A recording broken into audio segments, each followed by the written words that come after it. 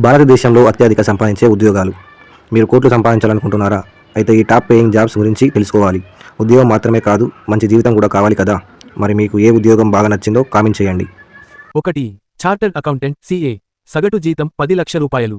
అత్యధిక జీతం 30 లక్ష రూపాయలు. 2. Medical professional. సగటు జీతం 10 లక్ష రూపాయలు.